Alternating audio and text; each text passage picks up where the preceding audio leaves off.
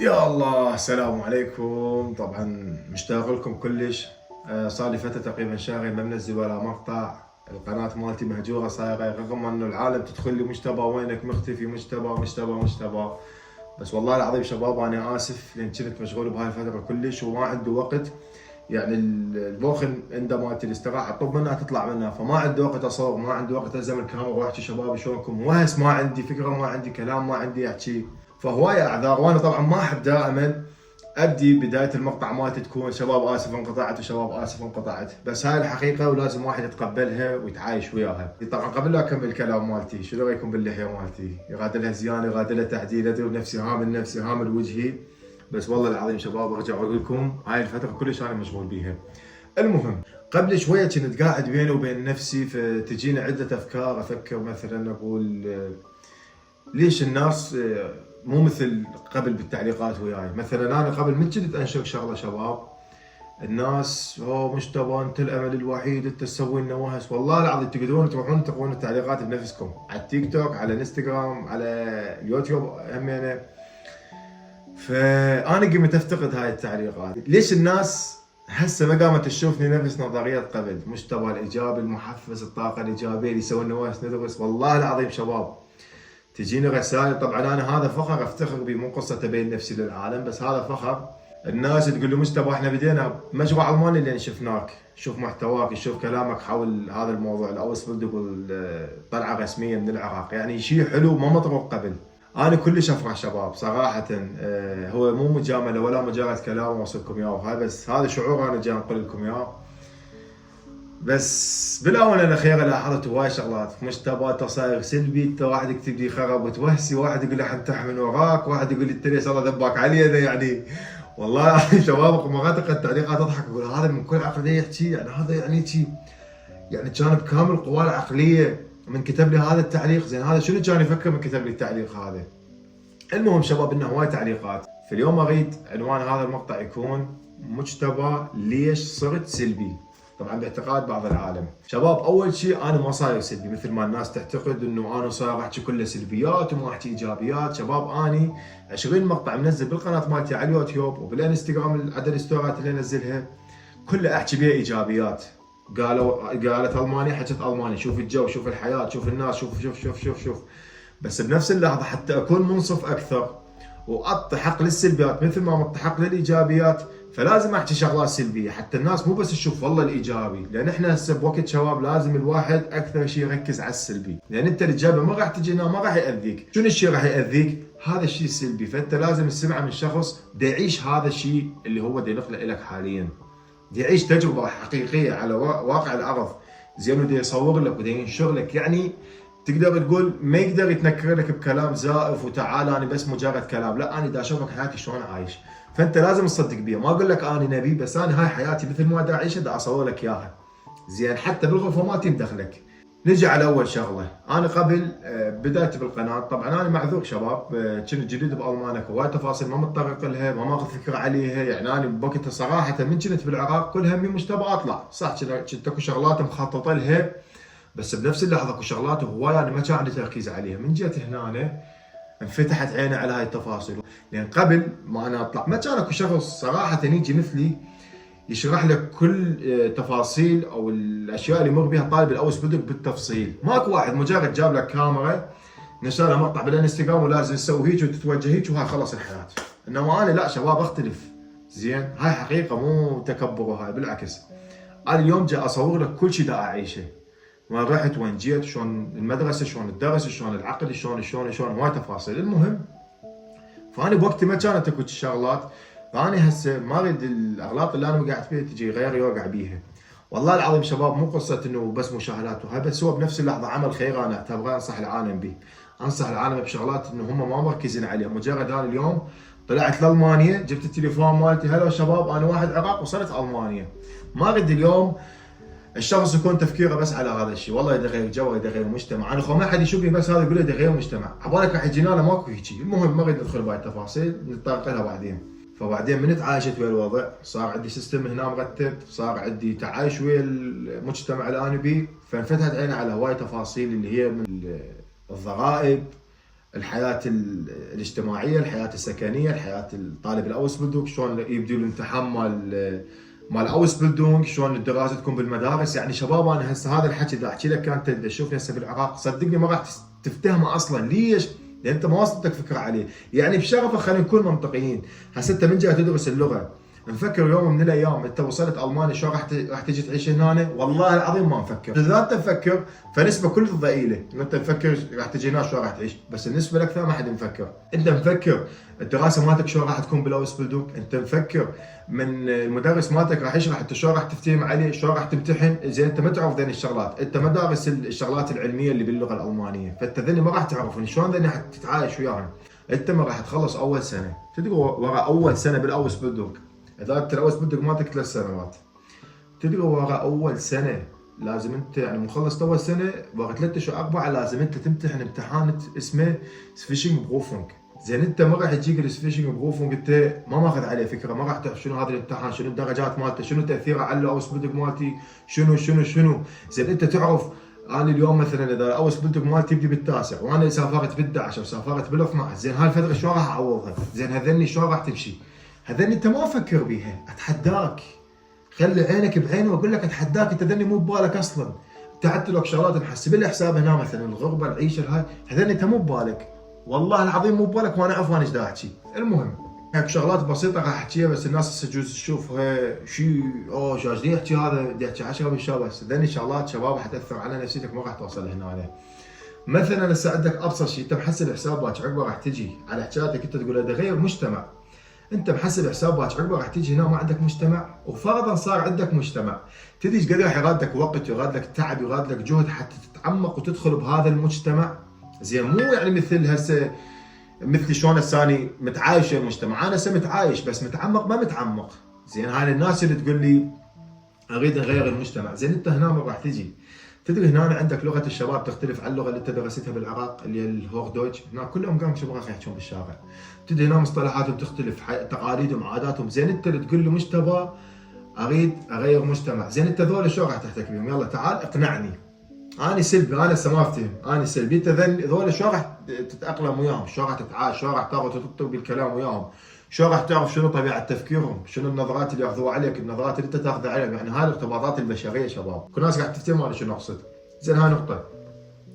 عندك هنا لما راح تستلم راتب الاوس بلدونج، راتب الاوس بلدونج شباب ترى انا ما جايب حكي من جيبي، تقدرون تسالون باي مكان. راتب الاوس بلدونج يا دوب يمشيك راس الشهر، هاي حقيقه انا ما جايب عندي عيون ولا جاي كذب، انا ما مجبور شباب، بس انت ذني ما ماخذ عليهم فكره. زين انت ما تعرف انه راتب الاوس بلدونج راس الشهر يا دوب يكفيك. انت هنا ما تعرف مسواق، وانا حسوي مقاطع على المسواق مال ماركتات الالمان، انا مسوي سابقا على الماركتات العربيه وهذا المقطع تقدرون تشوفوه، بس على المانيا ما مسوي. راح اسوي لك فيديو مقطع واشوفك هنا المسواق ايش قد يكلف الاسبوع وشنو الشغلات اللي ممكن تسد حاجتك بهذا الاسبوع وشنو التكاليف مالتها. انت ذني ما محسب لي الحساب، انت مجرد والله العظيم انت ليش تضوج من انا مرات احكي الحقيقه؟ لان انا حاسبك انا عاذرك، بس لازم تغير هذا الشيء. انت مفكر هسه كل تفكيرك تطلع تغير على قولتك مجتمع. المهم تغير مجتمع، تغير ناس، تغير اجواء، تغير عادات وتقاليد انت ما تحبها، انت ما ترغب لها. انت ذني كل ببالك انا وياك، بس والله العظيم اللي ذكرتهن هسه واللي بعدني ما ذاكرهن انت ذني مو ببالك. فانت طبعا انت حقك، انا عاذرك، انا اليوم من راح اتطرق لهاي التفاصيل راح يعني مع احترامي لك راح تنضرب على راسك. اخ هذا شنو مستوى ايش يحكي يا معود ابو الغيره؟ شنو هذا؟ يعني اكو شي حياتك، اكو شيء صدق انا ما افكر. فانت طبعا راح تضوج من عندي، لان انت دائما متعلم انا ارسم لك الشيء الايجابي، وفعلا انا هسه وبعد اكون وياك ايجابي لحد ما اموت، بس بنفس اللحظه اكو شغلات سلبيه، وانا مثل ما مسوي ومتطرق ل 20 مقطع باليوتيوب مالتي على الشغلات الايجابيه اتطرق لك هسه على السلبي. هذا الطريق بيه ايجابيات وبيه سلبيات، حتى ما توقع بالاغلاط اللي انا وقعت بيها، حتى ما ينضحك عليك بعد فتره وتجي هنا وترجع. لان والله العظيم هواي عالم يجون يرجعون، ليش؟ لان ما دارسين هاي التفاصيل. زين انت اليوم من تريد تطلع ما تفكر انه انت شو راح تعيش، لا تقول لي عشان عندي شباب صديقي محمد الله يذكره بالخير، محمد كريم كل ما احكي وياه هاي يا بالمالباني هي كان مرات يعني صراحه صديقي هو مصطفى وجماعتنا يعني اخوتي. فاقول له يابا مثلا يوم صار هيك موقف انا ضايج منزعج من هذا الموقف، لا عادي تحمل، تحمل. اقول يابا انت هذا الشيء عايش التجربه مالته، عايش الشعور مالته. يقول لي عادي شنو يعني؟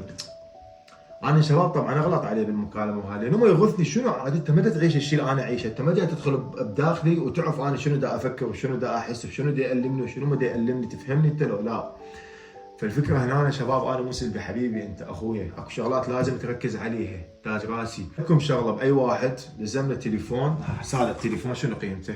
لزمت التليفون هذا شباب. طبعا هي هذا السؤال انا ايدك عليه شباب، دول فقريات والله العظيم. وحق هذا والله ما اقصد بشخص معين، احسب بصوره عامه الناس اللي تكذب على العالم. هذا اللي يرسم لك الحياه ورديه واحنا هيك واحنا هيك. احكي طالب الاوس بلدك ما راح يجي هنا شو راح يعيش؟ لا تحكي لي انت جاي لي جو، لو جاي لي عقد عمل، لو جاي لي بشلون سكرته وتشمر على العالم. ترى اغلب العالم شباب 95% يعطيكم اياها نسبه دي يجون اوس بلدونك. زين هاي حقيقه، لان هو اسرع طريقه يصير اوس بلدونك. بعيدا انه دراسه اللغه معقده وبدنا تجيب عقد، بس اكو شغلات هوايه سهله بالاوس بلدونك توصلك الالمانيه، عكس باقي الشغلات. مثلا شلون سكاتي يغاد لك حساب بالبنك، مثلا عقد العمل يغاد لك عقد بالنادي تجيب شاشه. يعني اكو شغلات يعني معقده يغاد لك مثلا مستوى اللغه اكثر. فاكثر شيء مناسب، والناس اللي جايه تطلع عليه من كل العالم، مو بس من العراق، من كل العالم، هو الاوس بلدونك. فانا اليوم من جاي اسوي هذا المقطع انا جاي استهدف فئه الاوس بلدونك. زين انا هم ادور على شغله وعالم مرات يسالوني على الهندسه، على الدكتوراه. شباب اني ما اعرف بهاي التفاصيل صراحه، واقدر يعني اجيب لكم حكي من الشارع وتعال والله لازم نسوي هيك وهاي ونفذ لازم حجي بس حلال حرام، والله فوق الله يباوع. والله شباب ما ذابح انا براسكم، بس هاي حقيقه. يعني يوم انا الشيء ما اعرفه اضغطك بيه واخليك بعدين تسبني مشتاق والله لا يوفقك انت حكيتها وسمعت كلامك بيها. لا احد جاني فقريات، اعطيني جماعه الاوس بلدونك بس ذول افتهم بيهم. زين وافتهم شنو المعاناه اللي راح يعيشوها وشنو الحياه اللي راح يعيشوها من يوصلون المانيا، وشنو بعد الاوس بلدونك شو راح يصير وياهم. انا ذول جماعتي. بس انت تحكي لي عقد عمل، تحكي لي شلون سكاته، ذني ما اعرف بيهن حبيبي انت اخويا. تحكي لي معادلات شهاده انا ما اعرف بيهن ذني تاج راسي. اكو ناس يفتهمون بهاي الاختصاصات. انت دائما كون فطن، شغلات لا تعبر عليك، لا تخليها تعبر عليك. شخص تعرفه هالن والله العظيم شباب مرات اشوف عالم يصورون وينشرون وانت لازم وانت لازم وانت لازم وهاوي. وحق هذا ربي يكون هسه السقف يوقع عليه اذا كذب شباب.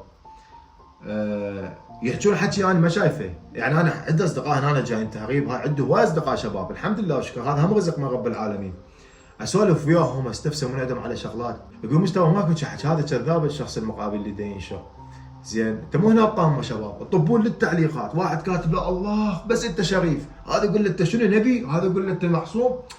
شباب مو هيجي والله العظيم مو هيجي. لا تخلي مع احترامي لك بسرعه ينضحك عليك يا اللي شاب كاميرا. شباب والله العظيم 3/4 المعلومات اللي جايه توصلكم غلط. يعني مرات حتى بالارقام مال الحسابات البنكيه يكذبون على العالم، وذولا يا اخي ذولا مصدقين. انا ما حد يقهرني غير ذولا مصدقين. زين انت من كل عقلك، زين هذا عقلك وين يا الله؟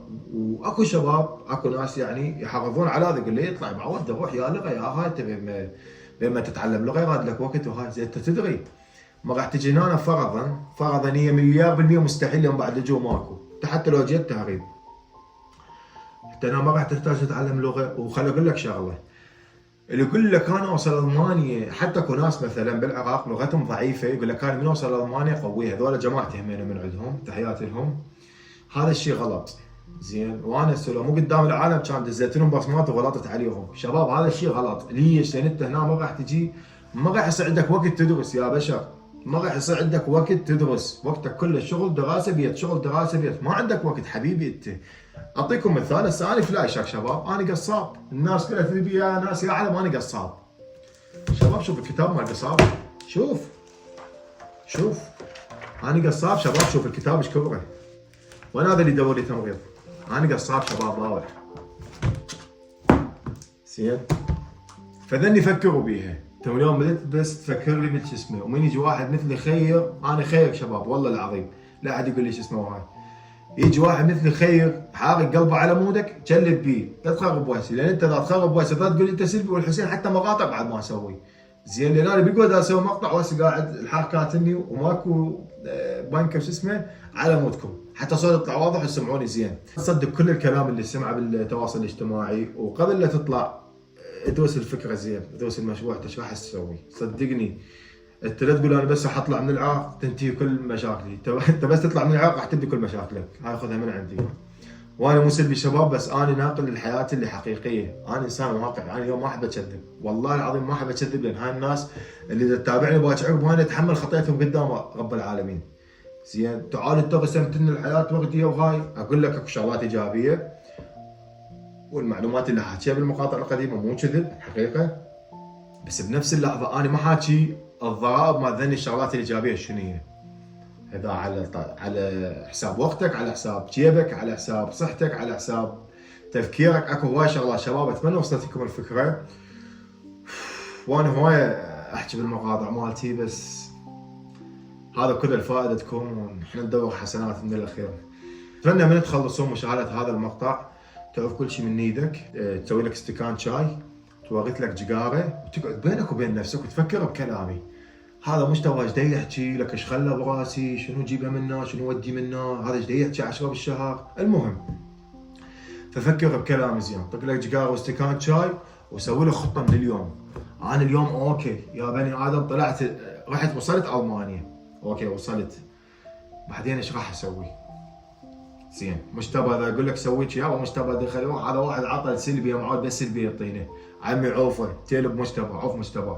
زين انت فكر بمنطقيه، راح اسوي لك نظام اقتصادي بحيث تقدر تخلص به اسبوع او تتخلص به شهر بدون ما تتداين، لان احنا جماعه الاوس بدهم كنا فقريات من الاخير نحكيها. ولا تقول لي ميني جوب، وهاي اكو ميني جوب وتقدر تشتغل تقدر تسوي الميني جوب مالتك بنهايه الاسبوع. بس اغلب طلاب الاوس بدهم يشتغلون من الاثنين للسبت، وانا واحد من عندهم، عندنا بس يوم الاحد عطله، ويوم الاحد المانيا كلها تعزل، فمنين راح نشتغل ميني جوب؟ اللهم الا ما ندى.